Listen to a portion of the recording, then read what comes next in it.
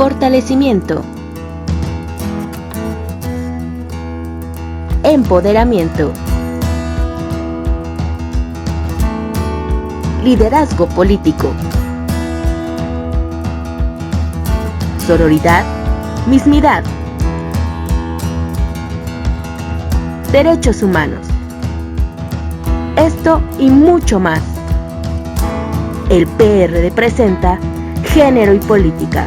No te vayas, ya vamos a empezar.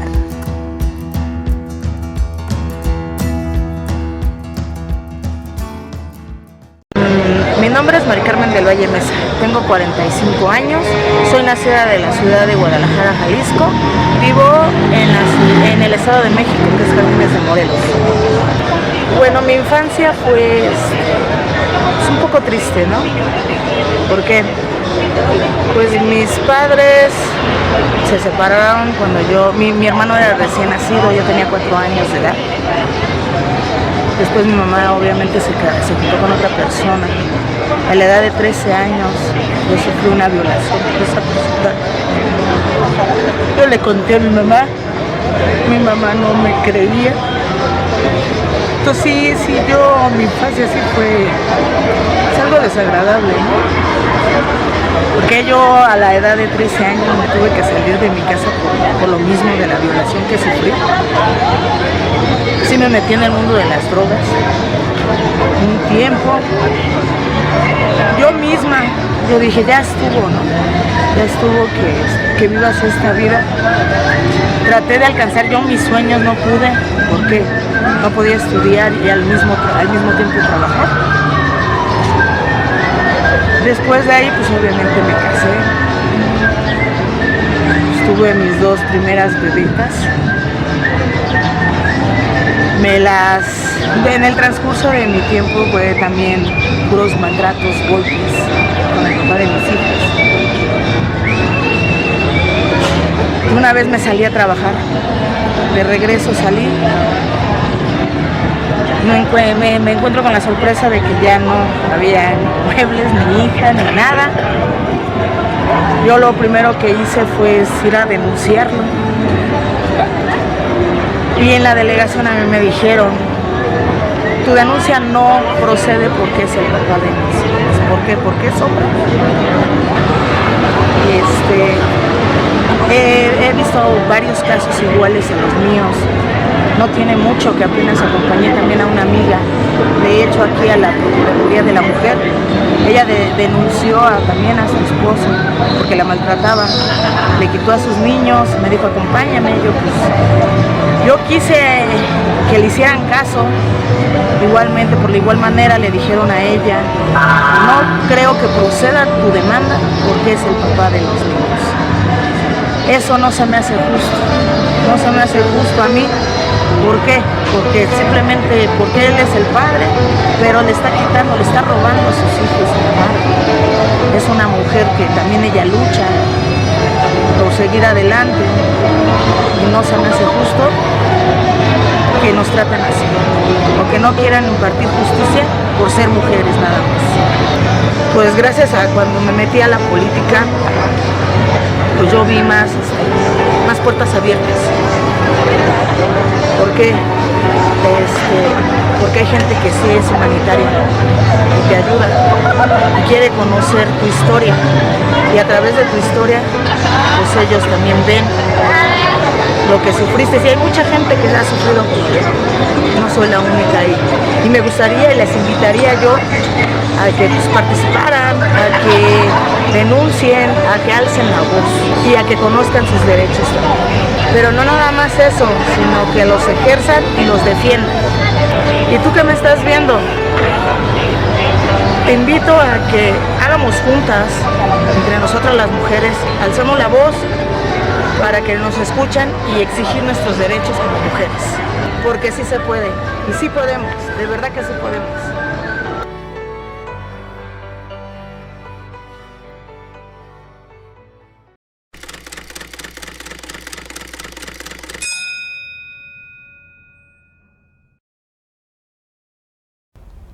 Hola, ¿qué tal? Mi nombre es Verónica Andrade este programa patrocinado por el Partido de la Revolución Democrática, denominado Género y Política. Bueno, pues estaremos abordando básicamente lo que hoy en día hemos estado sufriendo muchas de las mujeres, la violencia de género y prácticamente la situación que estamos viviendo muchas de las mexicanas en el hogar, en nuestro trabajo, en la calle, en cualquier lugar, en los ámbitos públicos y sobre todo en la participación política. Y el día de hoy tengo el honor de presentar a dos grandes juristas mexicanos que además tengo el honor de presentar a la magistrada Julia María del Carmen García González. Le agradecemos su participación el día de hoy. Y bueno, pues ella tiene un amplio currículum, es egresada de la Universidad Nacional Autónoma del Estado de México, es mexiquense, su práctica mexiquense. Actualmente se encuentra laborando en el segundo circuito del Poder Judicial de la Federación.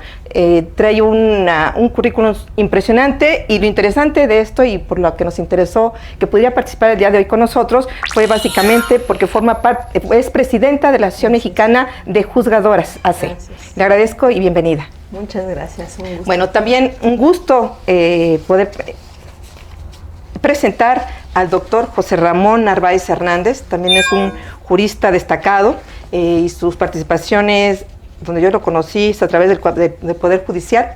Y bueno, él trae una amplia participación y es un aliado de las mujeres, afortunadamente, y bueno, que nos ha estado haciendo desde el ámbito académico y la difusión de los derechos de las mujeres.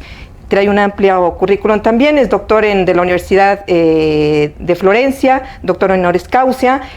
Actualmente está trabajando en la Escuela Judicial Electoral y bueno, también tiene una amplia participación en actividades y sobre todo en la temática de las mujeres. Gracias. Bueno, pues vamos a entrar en materia. Los invito y les agradezco a los dos que nos hayan aceptado la invitación a este foro, y bueno, sobre todo empezar a hablar desde la perspectiva de cómo por una parte los juzgadores empiezan a evolucionar en la participación de las mujeres, y juzgadoras también. Ahora, afortunadamente, usted formó parte de la lucha de las mujeres para que pudiera haber equidad en el Poder Judicial, y bueno, eso es un trabajo importantísimo, porque ahora ya se puede juzgar a través de la perspectiva de género con mujeres educadas y formadas en la perspectiva de género. Y obviamente la participación de cómo empezamos a difundir esta información en la vida académica, en los medios de comunicación en el que usted ha participado, y que sobre todo nos han ayudado a abrir el panorama de la participación de las mujeres, que no se pueda quedar solamente en el ámbito de la casa, en el ámbito de quedar como un espacio mínimo en los trabajos laborales. Creo que ha sido un gran avance la participación, que a lo mejor muchos no conocen y que es importante difundir, y es un espacio también para difundir los logros de las personas que nos han ayudado a recorrer el camino de la lucha de las mujeres, ¿no? Y bueno, a mí me gustaría que pudiéramos platicar en relación a eso. ¿Qué es la perspectiva de género? ¿Qué es juzgar con perspectiva de género? Bueno, muchas gracias, Vero, es un gusto acompañarlos. Yo lo primero que quiero decir en relación con estos temas es que debemos tener claro de qué hablamos. Siempre es muy habitual que nos ocupemos de estos temas, sin embargo, bueno, es indispensable que lo hagamos sobre una base mínima. Entonces, creo que es necesario visualizar que tenemos dos grandes retos como mujeres actualmente en la sociedad. Por un lado, la incorporación de la perspectiva de género, que efectivamente ahorita vamos a tratar de explicarla, y por otro lado, la paridad de género, que ahora es un mandato constitucional. El año pasado se reformó nuestra Constitución para reconocer un problema que siempre ha estado ahí. ¿Y a qué me refiero? Las mujeres en este país somos poco más de la mitad de la población en este país, y no hemos tenido la posibilidad de acceder, como nos gustaría, a ciertos espacios, sobre todo de toma de decisiones. Y entonces, cuando hemos visto estas dos problemáticas, nos hemos enfrentado a esa realidad. Empezamos pues con cuotas, y ustedes seguramente lo recordarán. Empezamos visualizándonos, necesitando hacernos presentes en la toma de decisiones en los ámbitos públicos. ¿Por qué? Porque antes éramos totalmente ignoradas. Recordemos aquellos tiempos en donde ni siquiera teníamos el derecho de votar. Después se nos reconoció ese derecho, alguien empezó, vamos a empezar a incluir a las mujeres porque es importante. Una sociedad democrática necesariamente requiere que sus mujeres y sus hombres participen y que lo hagan desde sus mejores cualidades y que además lo hagan con los instrumentos necesarios que se los permitan.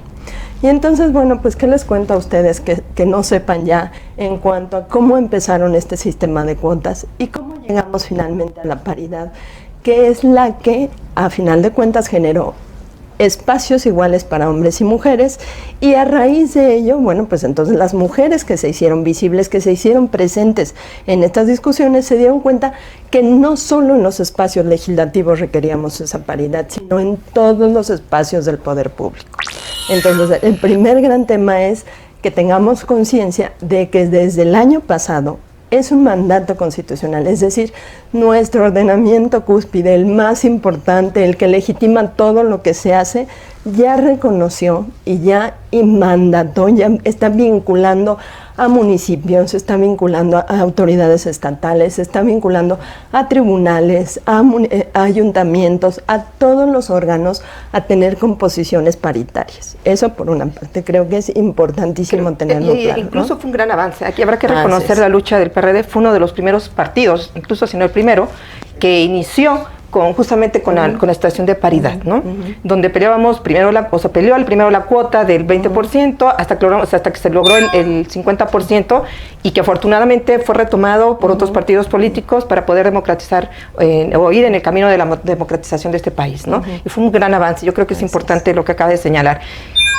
Doctor, ¿pero qué podemos hablar desde la perspectiva electoral? Que esta es parte de lo que acaba de comentar la doctora, pero ¿cómo ha ido evolucionando en este proceso y cómo han ido acompañando desde la formación, incluso desde el instituto, que fue permitiendo la participación de las mujeres y sobre todo que pudiéramos acceder ahora a los cargos de decisión, ¿no? De empoderamiento, en el que realmente podemos participar las mujeres de manera más activa?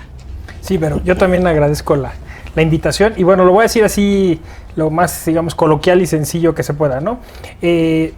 Retomando las palabras de la magistrada Julia, se trata de emparejar algo que no está parejo, ¿no? Y entonces se hacen esfuerzos, o sea, pensemos en esta metáfora, ¿no? Si hay que emparejarlo porque hay un desequilibrio, hay una distancia, hay un abismo, podemos hacer muchas imágenes, pues esto se tiene que hacer un poco forzando las cosas, ¿no? Entonces se han inventado muchos recursos, como ya se apuntaron, las cuotas,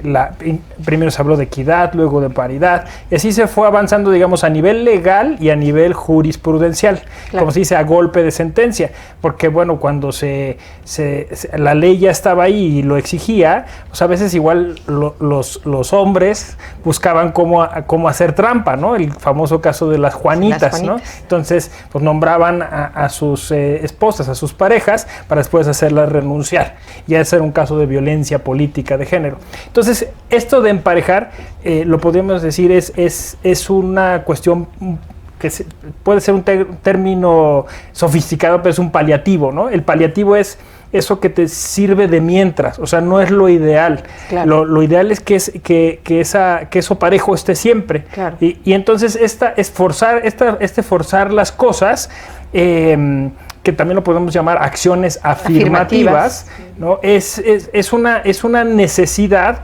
que empieza a ser a nivel institucional, pero que tiene que empezar a permear a la sociedad y de forma cultural. Yo creo que aquí yo ahorita justo que estaba hablando de la magistrada, pensé que quizá la violencia política que estamos sufriendo en México y la violencia en general hacia la mujer es una violencia que derivó justo de esta inclusión que hace la Constitución, porque ahora es más real. Ahora preguntaba sobre la perspectiva, solo doy otra imagen, ¿no? Muy bonita. O sea, ¿cómo significa? O sea, ¿qué significa perspectiva? Significa mirar cómo, ¿no? Podemos hacer muchas maneras. En la Sociedad de los Poetas Muertos, el maestro les dice, súbanse a la banca, ¿no? Rompan con el estereotipo. Entonces, ¿cómo se ven las cosas desde ahí? Se ven diferentes, ¿no? Entonces, ¿cómo ve las cosas una mujer? Eso es lo que se le pregunta ahora a los hombres, ¿no? En la película de Mel Gibson, donde él se quiere pensar como mujer y se disfraza de mujer, ¿no? Es lo que ellas quieren, exacto. O sea, quizá es una parodia, ¿no? De cómo no entendía él lo que significaba la empatía, ponerse en los zapatos de otro. Pero es importante porque la violencia viene justo de ese sector de la sociedad, que no son las mujeres, que no entienden qué significa mirar distinto. Ese es un punto importante que podemos retomar en el siguiente segmento, y bien, por el momento vamos a un corte.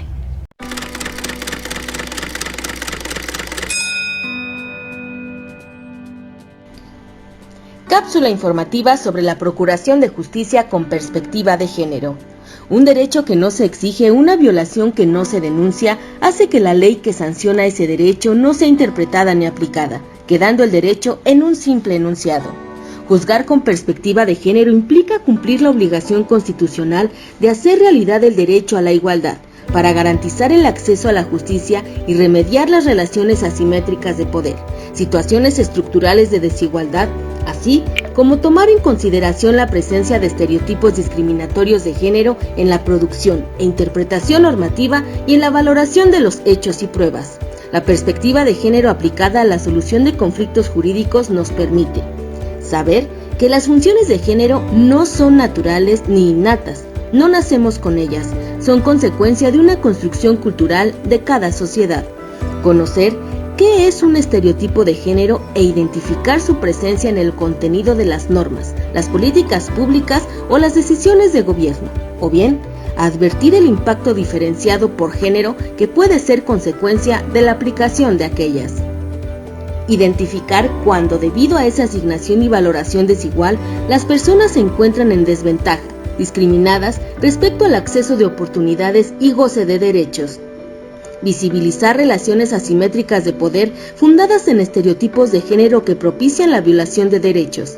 También podemos reconocer la interconexión que hay entre las diferencias de género y otras condiciones de identidad y de contexto como la edad, la orientación sexual, la discapacidad, la situación económica, etc., que puede agudizar la situación de desventaja en que se encuentran las personas.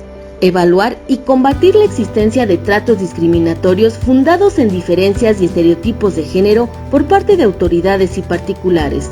Reconocer aquellas situaciones en que es necesario dar un trato diferenciado a una persona para modificar las condiciones de desigualdad y o vulnerabilidad en que se encuentra debido a su género.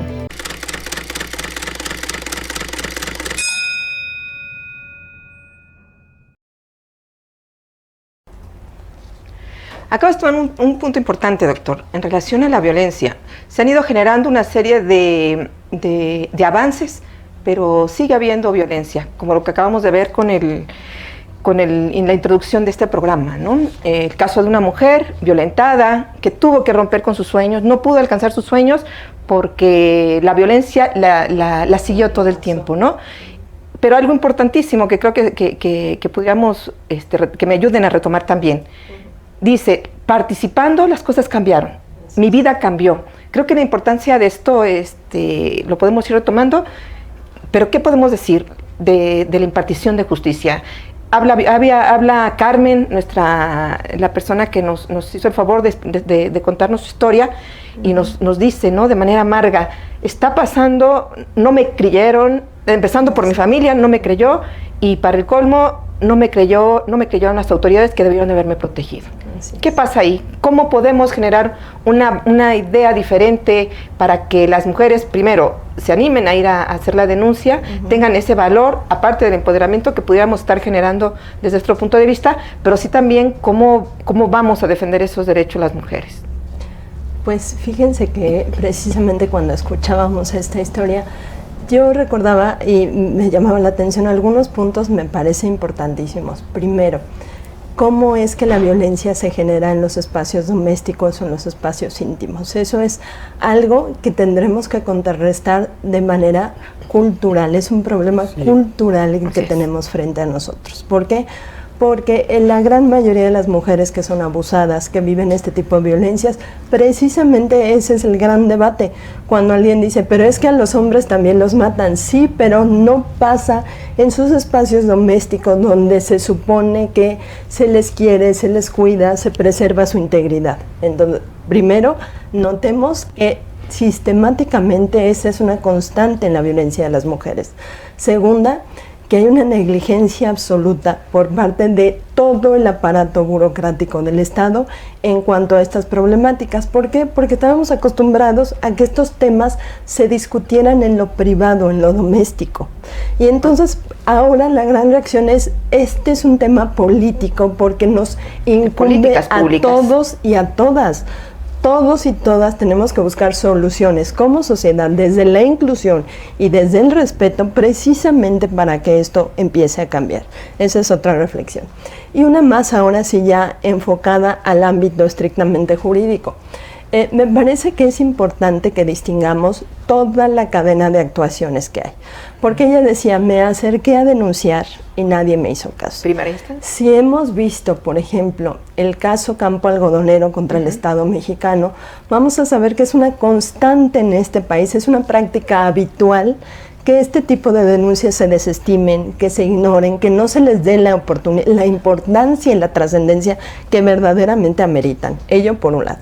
Y entonces, la primera autoridad que tendría que estar a lo mejor girando una orden de protección para que alguien me proteja y salvaguarde mi integridad, no lo está haciendo.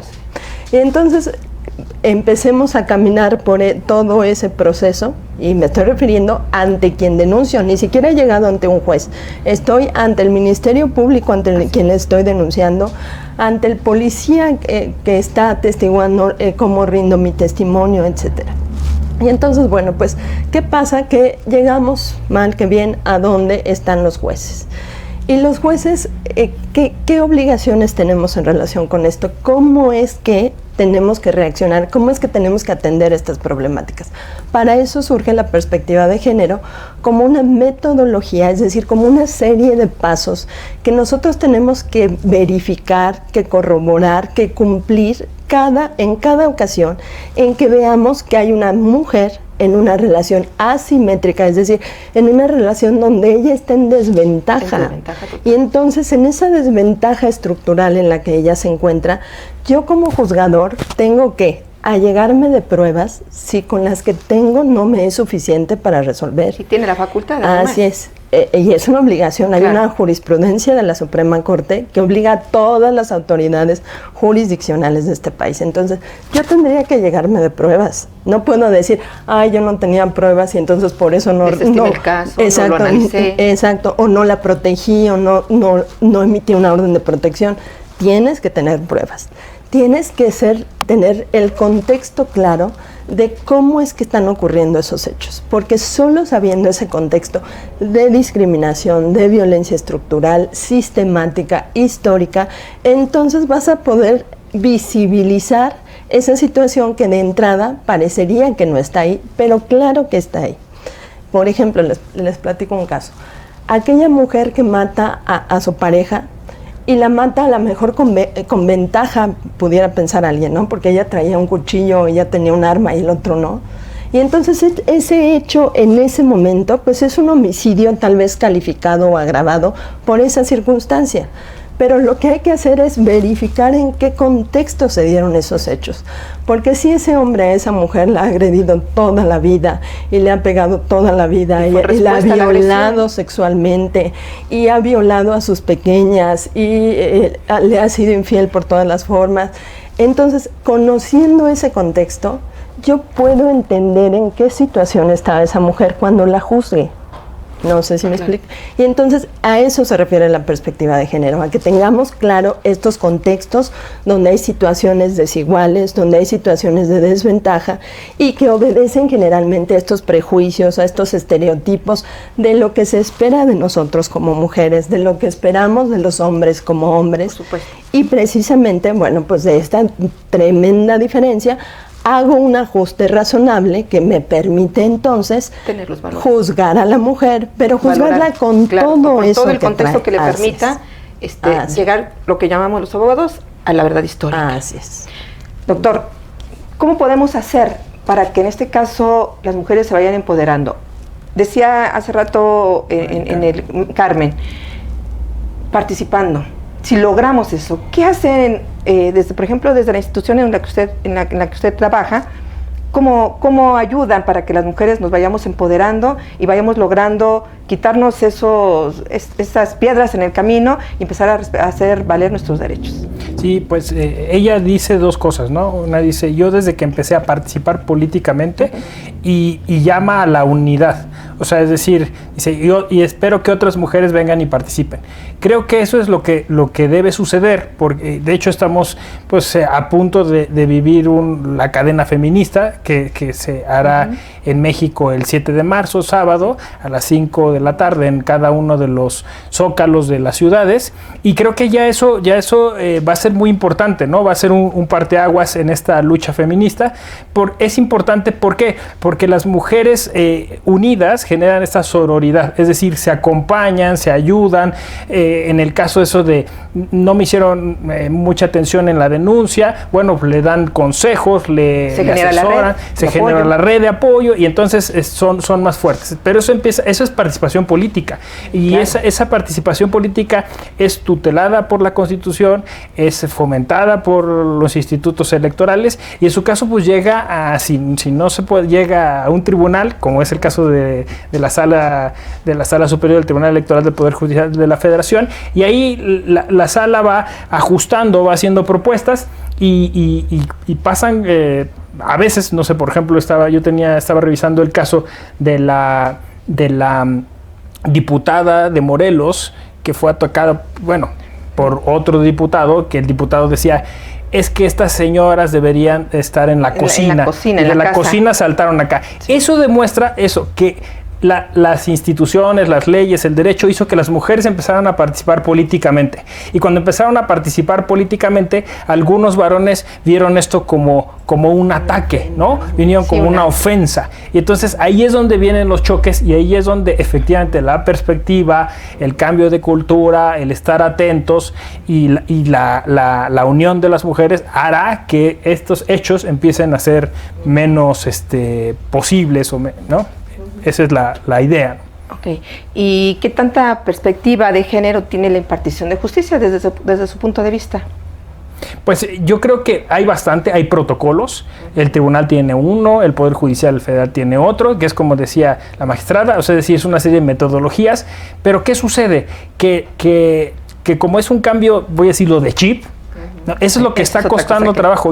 Me toca a mí capacitar y me toca capacitar a varones y entonces les pasamos películas, no sé, Tierra Fría y les decimos, vean cómo están sufriendo. Bueno, con las noticias que fueron en este país tendríamos para cambiar la perspectiva. Pero ¿qué pasa? Ustedes se acordarán del famoso juez Porky, ¿no? Tenía 10 cursos sobre perspectiva de género encima y aún así, como dice la maestra, le valió cacahuate todo y dijo, no pensó el contexto, sino pensó como hombre, como macho, lo voy a decir, sí, claro. Y dijo, pues está en el expediente, es increíble, ¿no? Si se bajaron a un Oxxo, se pudo escapar, ¿no? O sea, esta idea de ella tuvo la culpa porque ahí estaba, porque se vestía así, porque lo aceptó, porque no sé qué, o sea, ya alto, ¿no? O sea, esto de este movimiento del el violador eres tú, es para, o sea, no es aquel, no es cual, eres tú si lo toleras, eres tú si omites, si estás en esta red de complicidad, ¿no? Ya basta con esa violencia. Sí, por eso es importante, yo creo que el movimiento ahora de las nuevas masculinidades, ¿no? ¿Cómo logramos que los hombres también puedan entender y comprender desde la perspectiva que nosotros estamos observando el problema? ¿Cómo generamos esa posibilidad y cómo los reeducamos y cómo generamos una forma diferente de convivencia en ese sentido, ¿no? Bueno, pues esto está muy interesante. Yo creo que vamos al siguiente corte.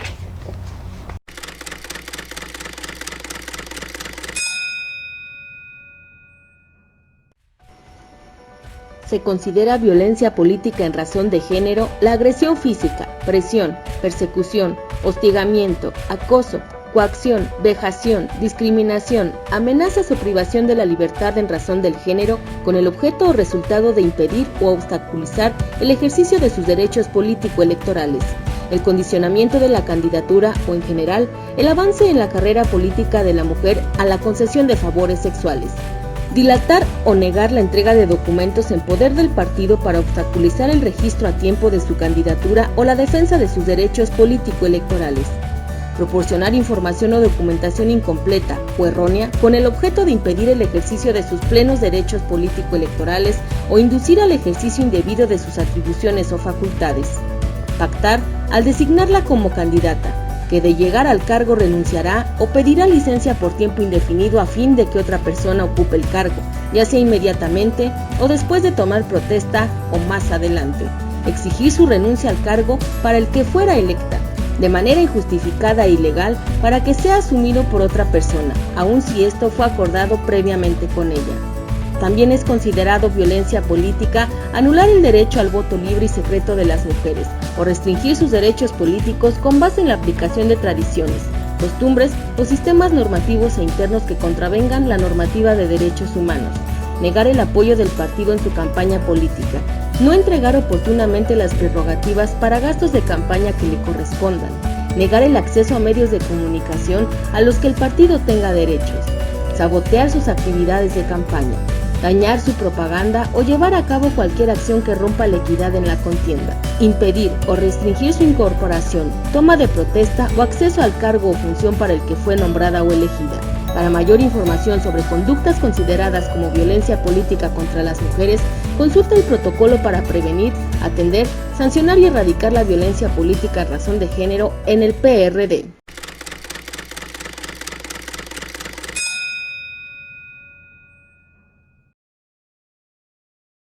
Estamos de regreso. Bueno, pues hoy tenemos, les invitamos para que nos puedan revisar nuestras redes, puedan seguir las redes de este programa, nos pueden dejar sus comentarios, sus dudas, sus aportaciones o sus inquietudes. Estaremos pendientes de ellas y por supuesto que estaremos dando respuesta a cada una de las preguntas o inquietudes que nos quieran compartir.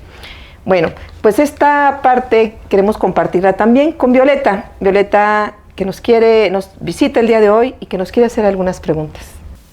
Hola, ¿cómo estás, Vero? Muchas gracias. ¿Cómo están todos?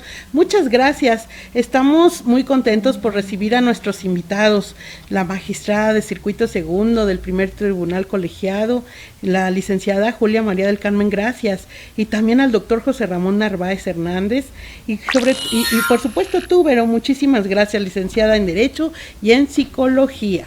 Les voy a hacer algunas preguntas porque nosotras creemos que el empoderamiento de las mujeres también es importante en el empoderamiento de conocimientos. Debemos de conocer y debemos de con ello fortalecer nuestras habilidades para poder ejercer nuestros derechos y poder ayudar a otras mujeres. Tengo algunas preguntas, ¿están listos para contestarme? Doctor José Ramón Narváez Hernández, usted escribió el libro El Derecho a la Paz como condición para el ejercicio del derecho electoral. ¿Qué nos aconseja a las mujeres para que nos empoderemos y podamos gozar plenamente nuestro derecho a una vida libre sin violencia? Pues, Violeta, es una pregunta muy interesante, trataré de ser breve. Básicamente yo considero que en el contexto latinoamericano y la Corte Interamericana ha reiterado que la paz es un derecho y este derecho pues se puede exigir, de hecho judicialmente en muchos países. En México todavía no hay un tratamiento adecuado y en muchos contextos electorales latinoamericanos pues hay toda una infraestructura para garantizar que las elecciones se lleven en un contexto de paz. Entonces esto es parte del derecho electoral o una condición previa al derecho electoral.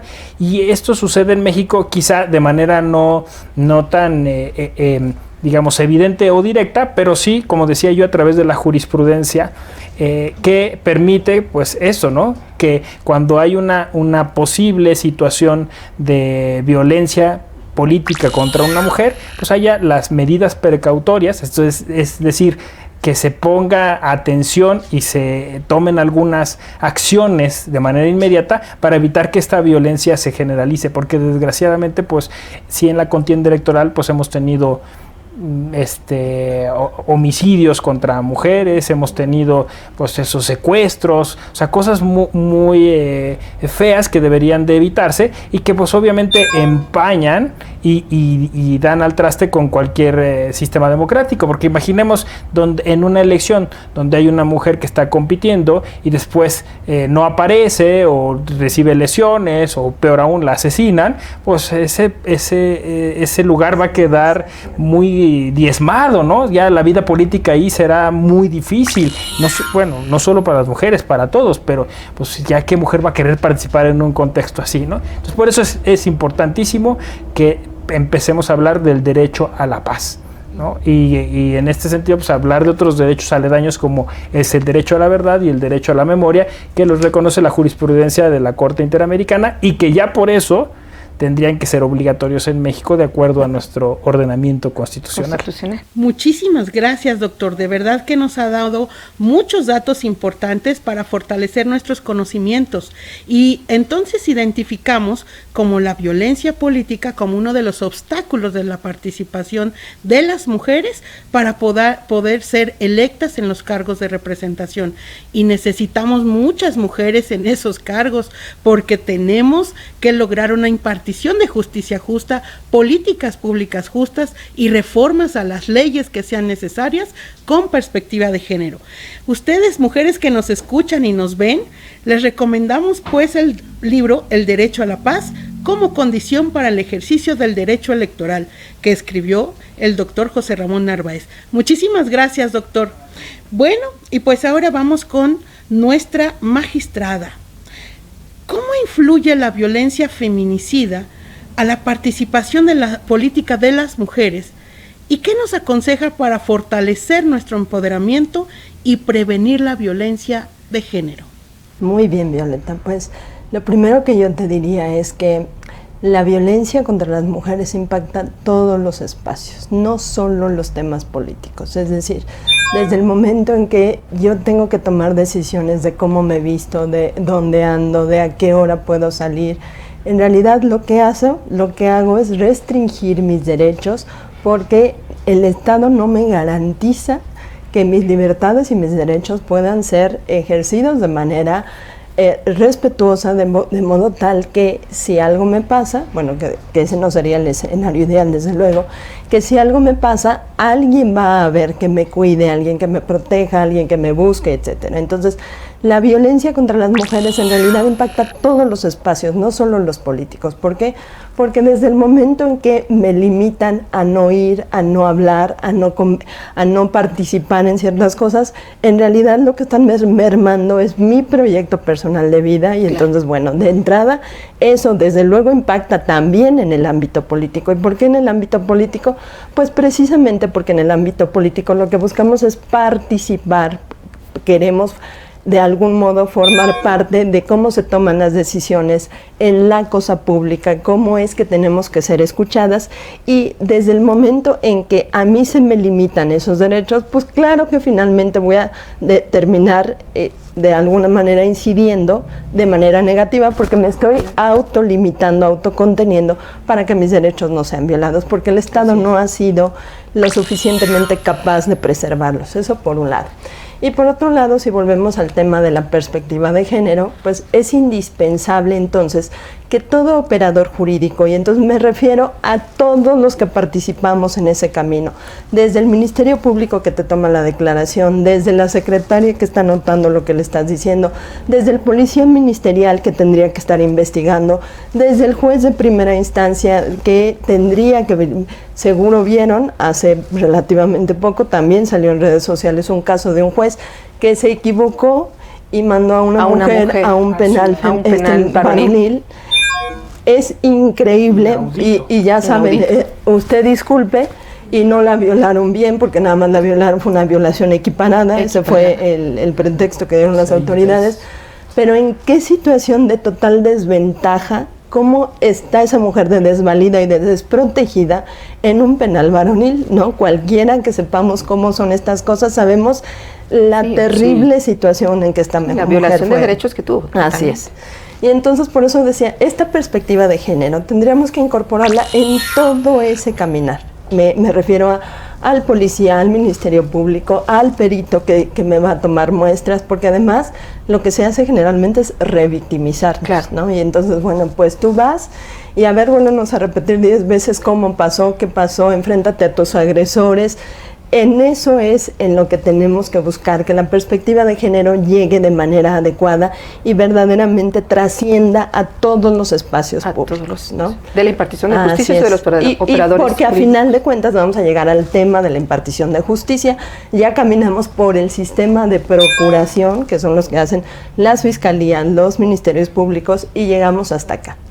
Pero si yo, juez, decía, no tengo elementos suficientes, puedo pedir que me traigan pruebas para que yo tenga claro en qué situación está esta mujer. Claro. Y precisamente ese es el compromiso desde la judicatura, que cuando yo analice estos hechos, cuando yo analice estas pruebas en cada caso concreto que se someta a mi jurisdicción, lo haga tomando en cuenta este contexto del que estamos hablando. Pues muchísimas gracias, magistrada. Es un placer tenerlos a todos ustedes con nosotros, porque esto que nos están compartiendo nos ayuda mucho a fortalecer nuestro conocimiento y a saber qué hacer, cómo actuar y cómo ejercer nuestros derechos en caso en que tengamos una amenaza de violencia o una amenaza incluso hasta de ser asesinadas. Muchísimas gracias y pues no se nos escapa la conductora, por supuesto, la licenciada Verónica Andrade.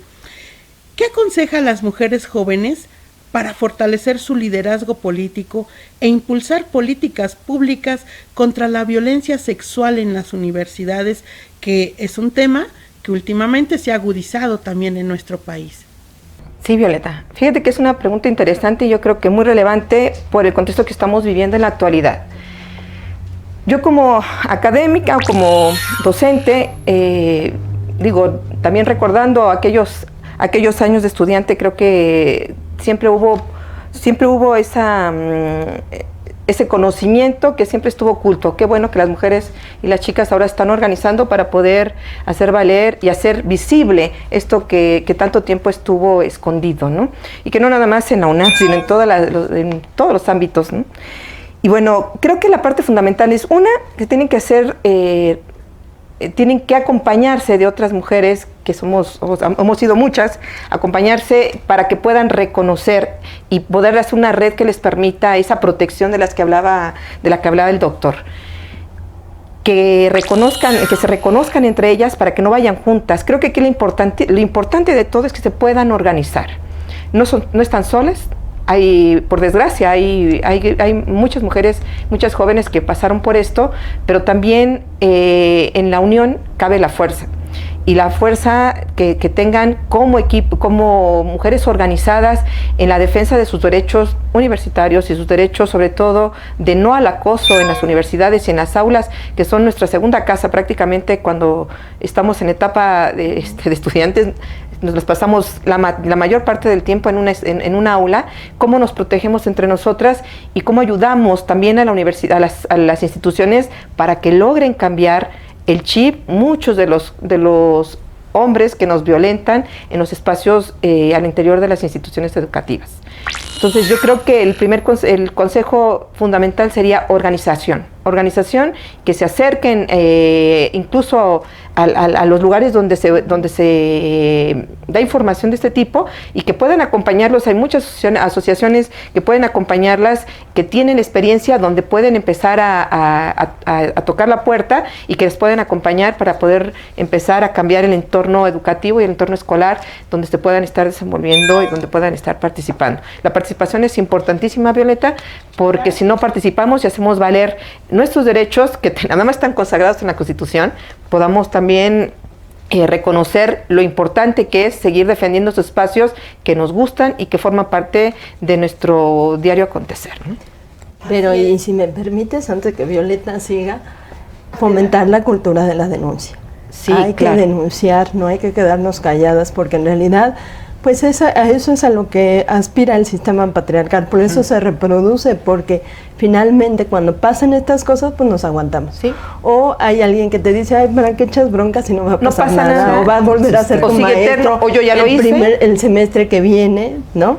Y entonces, precisamente por eso, porque no solo hay que quedarnos organizadas, sino que además hay que agotar los cauces legales, porque los hay procedimientos, hay autoridades, hay que de repente forzar un poco y poner a trabajar esa maquinaria para que verdaderamente nos proteja y para que verdaderamente se ocupe de estas problemas. Tiene toda la razón, magistrada. La primera parte es denunciar.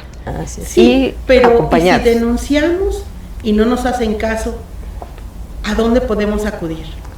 Bueno, ahí es la otra parte que yo comentaba. Es justo poder ir acompañada de otros grupos que ya están organizados, que ya tienen experiencia y que nos ayudan a abrir esos canales, ¿no? Y la organización, por eso es importante no quedarnos calladas, irnos a ese paso de la denuncia y romper, que no es sencillo, romper con el temor, con el miedo de qué va a pasar si yo denuncio, si yo digo, me van a sacar, me va a haber alguna represalia.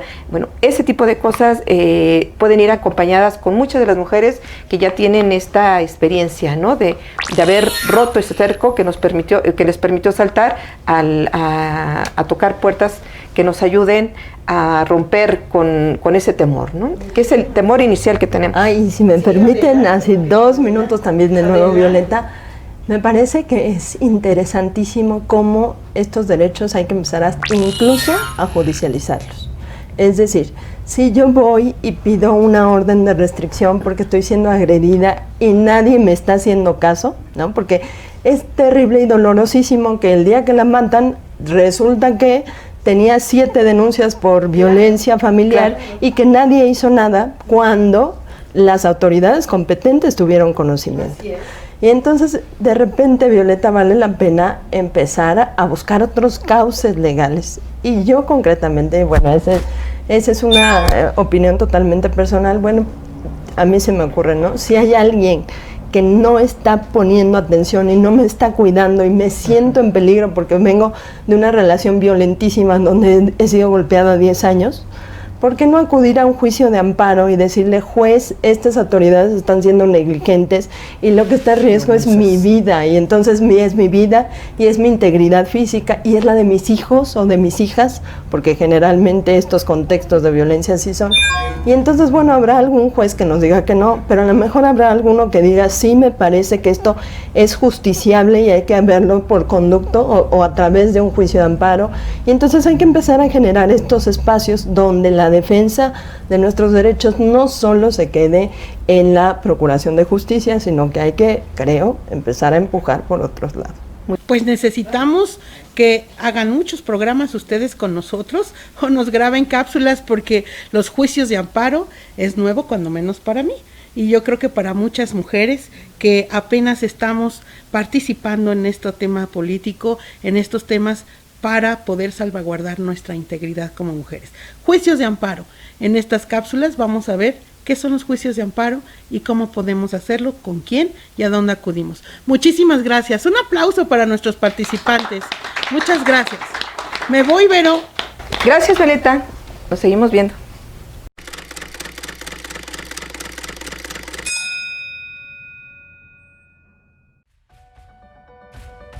¿Qué es un juicio de amparo? La Suprema Corte de Justicia de la Nación ha considerado que el juicio de amparo fue establecido por el artículo 103 constitucional no para resguardar todo el cuerpo de la Constitución, sino para proteger las garantías individuales. El juicio de amparo sirve únicamente para defender los derechos y garantías que la Constitución te otorga ante acciones u omisiones por parte de autoridades públicas o ante la entrada en vigor o primer acto de aplicación de una ley en tu contra, así como por leyes, actos que afecten la soberanía de los estados o que invadan la esfera jurídica de la autoridad federal. De lo anterior se desprende que solo puede ampararse el individuo a quien directamente le afecte en su esfera jurídica un acto administrativo o una norma.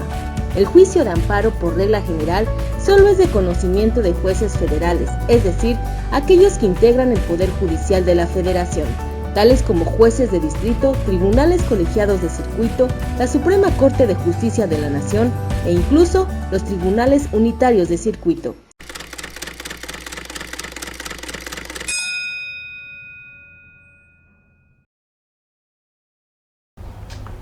Estamos de regreso y gracias por seguirnos acompañando.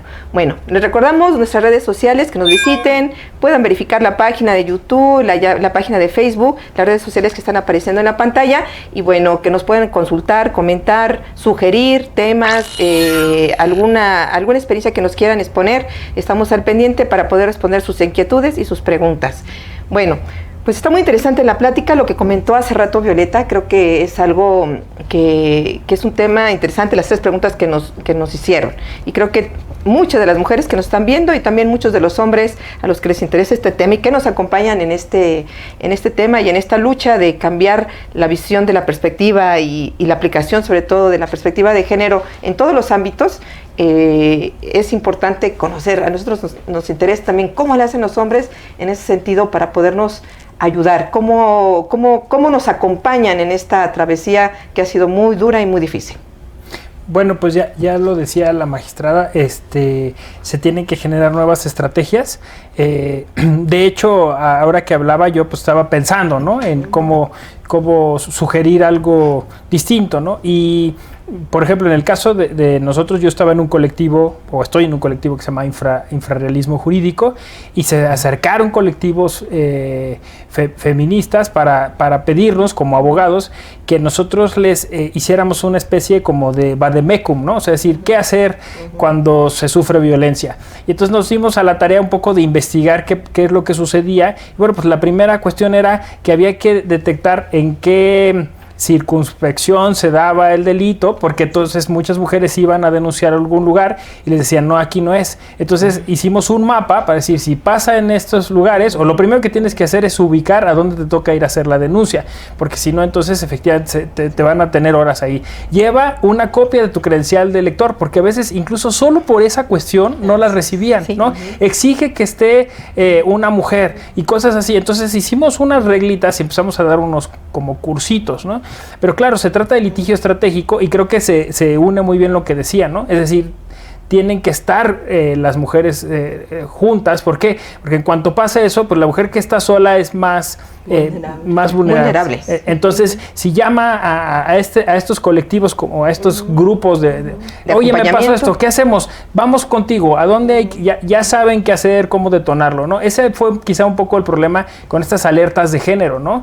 Que digamos, balcanizan, individualizan la cuestión, cuando pues en realidad tiene que ser un observatorio, tiene que ser, o sea, medidas más a mediano plazo, por decirlo de una forma, ¿no? Lo del silbato, se recordará, sí, ¿no? Pues no funciona mucho, ¿no? Entonces, digo, es empezar a generar estas cuestiones, y claro, a nosotros como varones nos toca decirle a otros varones cuando estemos escuchando algo. Por ejemplo, pues hay mucha violencia en los chats de WhatsApp, hay mucha violencia en las reuniones con otros colegas, decirle, oye, así comienza esta discriminación, ¿no? No reconociendo estas cosas o haciendo burla de esto, y pues exigiendo que tengan un trato distinto hacia las compañeras en el caso laboral, hacia las estudiantes en el caso de las universidades. Eso es lo que nos toca hacer en el acompañamiento, ¿no? Ahora que van a hacer lo de la cadena, pues eso, los que tengan parejas, vete, déjame a los niños, yo me encargo del hogar, ¿qué necesitas? Los que son jefes, pues darle permiso a las, ¿no? O sea, decir cosas tan sencillas como esa, ¿no? Y empezar a cambiar esta cuestión de los roles de género, ¿no? Eso creo que es un buen tip que debemos de dar a muchos de los hombres, porque muchos quizás quieran, ¿no? Pero es tan absorbente los comentarios de los mismos hombres, decir, ya eres mandilón, ya te pusieron a hacer cosas, no tirar los pantalones puestos, y son cosas que necesitamos empezar a cambiar esa idea, vieja, ese estereotipo, el pareces vieja. Corres como niña. Ese tipo de cosas que no podemos reconocer, o si traes una cosa rosa, te hacen, o sea, generan una serie de comentarios que nos van absorbiendo, pero justamente eso es lo que requerimos, empezar a cambiar la conciencia, la idea, la imagen de cómo tenemos que vernos ya como personas diferentes, ¿no? No estereotipados, no con este tipo de cargas sociales que hemos venido pues marcando todo el tiempo, ¿no? ¿Qué nos dice usted, magistrada? Pues yo agregaría totalmente de acuerdo con lo que decimos, que en realidad a los hombres les toca trabajar sobre nuevas masculinidades, ¿no? Estamos acostumbrados a cierta visión de la masculinidad agresiva, donde no son emocionales, en realidad les va peor, exacto, les va peor, porque tampoco está padre que los hombres tengan que cargar con eso, finalmente es un lastre el que hay que cargar con todo esto. Entonces, cuando trabajemos esas nuevas masculinidades, ¿a qué vamos? A que nos demos cuenta que somos seres integrales, que somos seres donde tenemos una parte emocional, donde tenemos una parte más racional, donde todas las personas trabajamos así. Y entonces, bueno, pues trabajar estas nuevas masculinidades pasa por eso, por de repente perder un poco ciertos privilegios, y lo digo con toda mesura, pero sí pónganse a pensar que cuando eres hombre, de repente ni siquiera visualizas esos privilegios. Y me refiero a privilegios tan simples como llegar a casa y que la comida esté caliente, y la ropa esté planchada, y la ropa esté lavada, y esté barrido, y esté trapeado, y esté sacudido, porque alguien ya lo hizo. Y generalmente esas labores de cuidado, esas labores de crianza de los hijos, eso que se hace en los espacios domésticos, lo hacemos las mujeres. Y entonces, y en doble jornada, en muchas ocasiones. Y es totalmente invisible, es un trabajo no pagado, no remunerado, no reconocido, invisible como tal. Y entonces, bueno, ¿qué hacemos para que esto empiece a cambiar? Pues involucrémonos en estas nuevas masculinidades. Es muy, muy común que todo el mundo diga, yo sí estoy súper de acuerdo, es políticamente correcto hablar de estas cosas y decirlas, pero el tema es cómo me comporto desde casa, qué compromisos he asumido en lo individual, en lo familiar, porque además ese es el mensaje que voy replicando. Si tengo hijos, si tengo hijas, eso es lo que van a ir aprendiendo, claro. Y eso es lo que va a permitir que ese cambio cultural se geste desde donde tiene que darse, que es desde las familias como la base indispensable e indisoluble de la sociedad. Creo que vale la pena así invitarlos a todos y a todas, porque además, lo hemos dicho, esta es una tarea de inclusión, de respeto, de diversidad, de tolerancia, en donde todos y todas tenemos que entrar. Así es. Muy bien. Bueno, pues a mí me gustaría que pudiéramos dar breves conclusiones en relación al tema que abordamos el día de hoy. Es muy amplio, es muy interesante, y pues me gustaría que pudiéramos concluir. ¿Empiezo yo? Sí. Adelante. Bueno, pues yo lo único que creo que en lo que tenemos que trabajar, vuelvo a insistir todos y todas, es en reconstruirnos, en deconstruirnos para precisamente generar otras formas de convivencia. Esos estereotipos que traemos desde generaciones atrás, a lo único a lo que nos han llevado es a estos niveles tremendos de violencia que socialmente estamos viviendo. ¿Por qué? Porque por un lado nos hemos acostumbrado a que yo calladita me veo más bonita y yo tengo que ser obediente, yo tengo que ser sumisa y tengo que ser abnegada, y el hombre tiene que ser valiente y tiene que ser agresivo y tiene que de repente entrar en confrontación con el otro. Esos son los estereotipos que tenemos que empezar a cambiar si socialmente queremos ver precisamente que esto se transforme. Los niveles de violencia contra las mujeres son terribles. Hay quien dice que siempre han sido así, solo que antes no los decíamos, antes no los visibilizábamos, antes éramos parte de ese pacto de silencio, sí, donde todo se quedaba en casa. Estamos saliendo ya de esos espacios y se están generando estas tensiones. ¿Cómo es que manejamos estas tensiones? Pues comprometiéndonos todas y todos. Los invitamos de verdad a que hagan un compromiso personal, porque todos, y las noticias que hemos estado viendo dan cuenta de ello, todo mundo se queja de lo que pasa, nadie puede permanecer indiferente. ¿Qué nos toca hacer como sociedad? Porque el Estado está un poco rebasado con estos temas, pues nos toca comprometernos desde lo individual para que esto verdaderamente se transforme. Esa sería mi conclusión. Le agradezco. Doctor. Bueno, trataré así de ser como muy puntual. Y incluso darlo así como 5 puntos, ¿no? Muy que bien, necesitamos hacer. Yo creo que primero diría, ya basta, o sea, ya tocamos fondo, ya no debemos esperar nada más. Somos un país feminicida, somos un país que está en los primeros lugares de violencia en general y de violencia de género, ¿no? Ya en lo particular, que tiene una pues hay una queja internacional con lo de campo algodonero, o sea, son ya muchos los signos de deterioro que tenemos. Esto es sistémico, ¿no? O sea, de un país que culturalmente incluso folclorizaba esto del machismo, el país machista, de los mariachis, de los charros, de los caballos, de Pedro Infante, de todas estas cosas, ¿no? Asumirlo como parte, como decía la maestra, de algo que tenemos que dejar en el pasado, transformarnos en ciudadanos nuevos, en mexicanas y mexicanos nuevos, y para eso les decía yo 5 puntos, ¿no? Entonces, primero, estado de alerta absoluto, es decir, esto es para todas y todos, ¿no? Es decir, estar pendientes de cualquier, lo que le llaman el violentómetro, ¿no? Cualquier situación que empieza con una palabra, con un chiste, y está en estado de alerta para que todos como sociedad decir, no más, basta, deja, no me gusta, no. No, aprender a decir que no, estado de alerta, ¿no? Luego, toma de conciencia, o sea, es decir, ya lo dijimos, hablamos mucho de la conciencia, ¿no? La conciencia es decir, a pensar que estamos mal es como el alcohólico, el que sea, ¿no? Estoy mal y el primer paso es reconocerlo y empezar a tomar cartas en el asunto y no decir, es fulano, es sultano, pasa no sé, pasa en Ciudad Neza, porque siempre es el ejemplo, ¿no? En el Estado de México pasa acá, no, pasa en todos lados, pasa en la casa, como dice, pasa en la oficina, entonces reconocerlo y empezar a tomar medidas, ¿no? Luego, como tercer punto, generar esta necesidad de unión, de asociación, de acompañamiento, ¿no? Porque ya que reconocimos que estamos mal y que tenemos que cambiar las cosas y que todos estamos involucrados, bueno, pues entonces, ¿hacia dónde me dirijo? ¿A quién ayudo? ¿A quién apoyo? Que en mi trabajo, ¿dónde está la dirección de género? ¿Qué están haciendo? ¿Cómo se está haciendo? Hay lugares para que las mujeres puedan los lactarios, no las hay. ¿Qué pasa con las compañeras que tienen que ir por sus hijos pequeños? Todas esas cuestiones, ¿no?